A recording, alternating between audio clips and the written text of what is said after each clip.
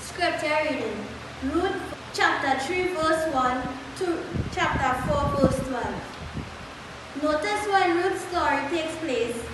Does it sound familiar? It's not the last time we'll find ourselves in Bethlehem this Advent.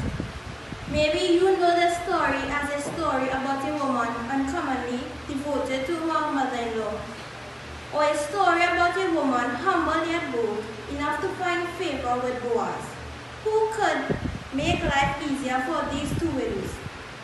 And certainly it is a story about Ruth's faithfulness, but it's also a story about Boaz's faithfulness, which points to the faithfulness of one who was born in Bethlehem years later. In Israelite law, there was a provision for widows with no sons. The brother of the deceased man was commanded to take the man's widow as a wife, both redeeming the man's land and providing a son to carry on the family name. Without this man, called a kinsman redeemer, the widow would be left with nothing and the family would cease to exist.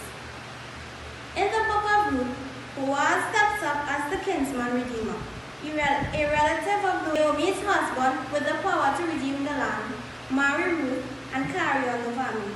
Who else do we know who steps up as a kinsman redeemer? Indeed, Jesus Christ is our kinsman redeemer by virtue of his humanity.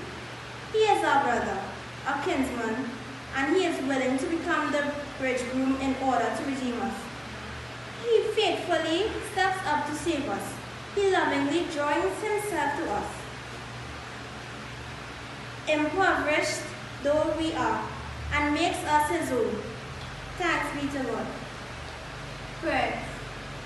Jesus, how humbling it is that you would consider yourself my kinsman, a member of my family, and how humbling that you would pay the price with your life to redeem me.